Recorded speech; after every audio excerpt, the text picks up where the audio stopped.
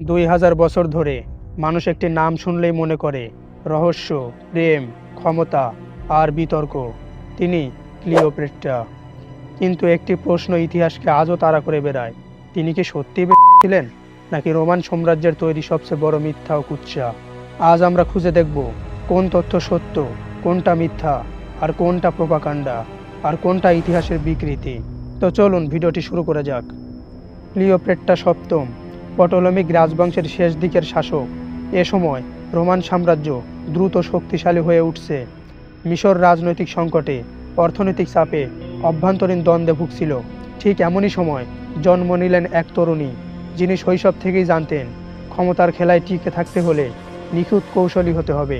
তিনি ছিলেন বহু ভাষাবিদ, বিজ্ঞানে পারদর্শী, অর্থনীতি ও রাজনীতিতে দক্ষ, জনগণের কাছে জনপ্রিয় এবং নিজ পরিসরে একজন দারুণ প্রশাসক। কিন্তু এই সব দক্ষতার পরেও ইতিহাস তাকে সবচেয়ে বেশি মনে রেখেছে একজন প্রলোভনের রানী হিসেবে।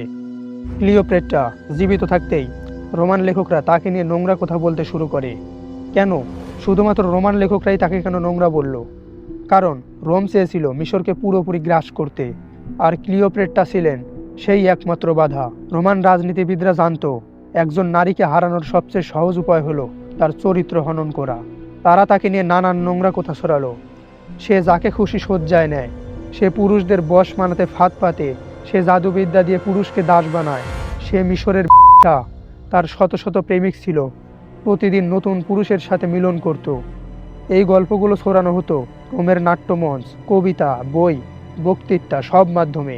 কিন্তু এগুলো ছিল প্রোপাগান্ডা, যার উদ্দেশ্য ছিল ক্লিওপেট্রাকে নোংরা দেখানো, যাতে রোমের জনতা তার বিরুদ্ধে যায়। ইতিহাস অনুযায়ী তার ঘনিষ্ঠ সম্পর্ক ছিল মাত্র দুইজন পুরুষের সাথে। একজন হলো জুলিয়াস সিজার আর অন্যজন মার্ক অ্যান্টনি। এর বাহিরে আর কোনো পুরুষের সাথে তার কোনো সম্পর্কের প্রমাণ নেই। তিনি যাদেরকেই বেছে নিয়েছিলেন হঠাৎ প্রেমের কারণে নয়, বরং রাজনৈতিক কৌশলের কারণে। এই দুজনেই ছিলেন তখনকার পৃথিবীর সবচেয়ে শক্তিশালী নেতা। মিশরকে রক্ষা করতে হলে ক্লিওপেট্রার দরকার ছিল রোমের সমর্থন। তিনি নিজেকে বিক্রি করেননি, বরং তিনি রোমান সাম্রাজ্যের রাজনীতিকে নিজের স্বার্থে ব্যবহার করেছিলেন। এই দুই সম্পর্ক দীর্ঘস্থায়ী ছিল এবং ছিল জোট ভিত্তিক, কোনোটাই যাকে তাকে ধরে মিলন নয়। জুলিয়াস সিজার ছিলেন রোমের সবচেয়ে ক্ষমতাশালী ব্যক্তি। ক্লিওপেট্রার ভাই তাকে সিংহাসনচ্যুত করলে তিনি পালিয়ে অন্যত্র চলে যান। এমতো অবস্থায় সিংহাসন ফিরে পেতে দরকার ছিল শক্তিশালী ব্যাকআপ। সেই সময়ে তিনি সিজারের সাথে দেখা করেন।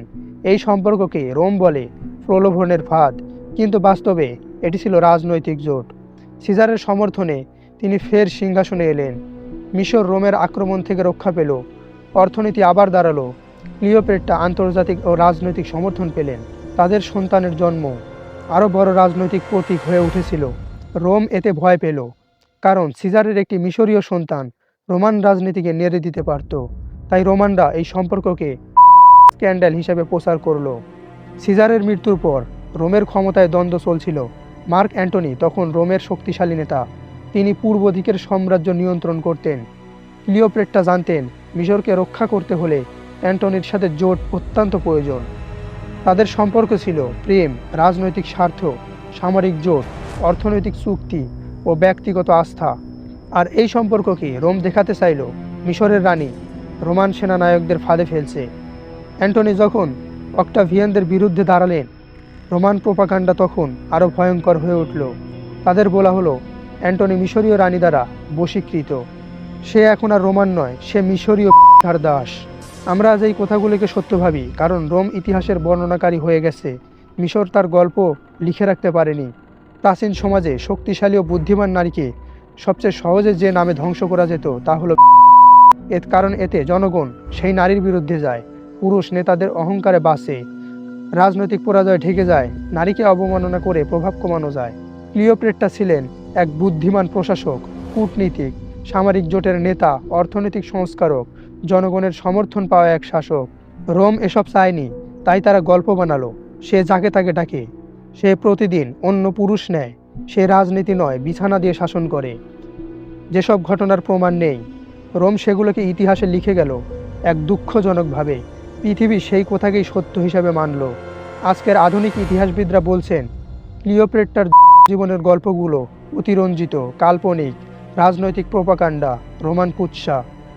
অধিকাংশ গবেষক বলেন তিনি ছিলেন তার সময়ের সবচেয়ে বুদ্ধিমান নারী শাসক। তার ছিল রাজনৈতিক অস্ত্রের বানানো গল্প। অন্যরা বলেন সিজার ও অ্যান্টনির সাথে তার সম্পর্ক ছিল স্ট্র্যাটেজিক। এটা তাকে বানায় না, বানিয়েছে রোমের রাজনীতি। বাস্তবে তিনি ছিলেন কৌশলী, আত্মবিশ্বাসী, ভয়হীন, জাতিকে রক্ষা করতে দৃঢ় প্রতিজ্ঞ একজন সত্যিকারের শাসক। তিনি মিশরকে দারুণভাবে চালিয়েছেন, নৌবাহিনী শক্তিশালী করেছেন, কর ব্যবস্থা সংস্কার করেছেন, বাণিজ্য বৃদ্ধি করেছেন, রোমান প্রভাবের বিরুদ্ধে দাঁড়িয়েছেন, জনগণের সমর্থন পেয়েছেন। যে নারী নিজের জাতিকে বাঁচানোর জন্য জীবন পর্যন্ত বাজি রেখেছেন তাকে রোমানরা বলছে, শুধু তাকে ছোট করার জন্য। অ্যান্টনিও ক্লিওপেট্রার জোট রোমের জন্য হুমকি হয়ে উঠল। এরপর অক্টাভিয়ান যুদ্ধ ঘোষণা করেন। অক্টাভিয়ানের যুদ্ধে ক্লিওপেট্রা পরাজিত হন। এরপরে অ্যান্টনি আত্মহত্যা করেন। ক্লিওপেট্রা বুঝলেন তাকে রোমে নিয়ে গেলে তাকে অপমান করে প্রদর্শনী বানাবে। এরপর তিনি নিজেও মৃত্যুর পথ বেছে নিলেন। রোম তাকে জীবিত ধরতে পারলেও তার চরিত্র হত্যা আগেই করে ফেলেছিল। তাহলে কি ক্লিওপেট্রা সত্যি ছিলেন? উত্তর হলো না। তিনি ছিলেন বুদ্ধিমান, শক্তিশালী, জোটকারী এবং রাজনৈতিক কৌশলবিদ। ছিল রোমান সাম্রাজ্যের তৈরি একটি অপবাদ যা তারা ক্ষমতা রক্ষার জন্য ছড়িয়েছিল। এই মিথ্যা 2000 বছর ধরে চলে এসেছে। ইতিহাস অনেক সময় যা সত্যি নয় তা নয়, যা লেখা থাকে তাই সত্যি হয়ে যায়। ক্লিওপেট্রাও সেই ভিকটিম। আজ সময় এসেছে সত্যকে ফিরে দেখার। তিনি ছিলেন না কামরানী, তিনি ছিলেন এক শেষ রানী, যিনি শেষ নিঃশ্বাস পর্যন্ত নিজের জাতির জন্য লড়েছেন। যদি ভিডিওটি ভালো লেগে থাকে তাহলে অবশ্যই আমাদের চ্যানেলটিকে সাবস্ক্রাইব করবেন এবং পাশে থাকা বেল আইকনটি বাজিয়ে দেবেন। তো এরকম রহস্য রোমাঞ্চকর ভিডিও আমার চ্যানেলেই পেয়ে যাবেন। ধন্যবাদ সবাইকে।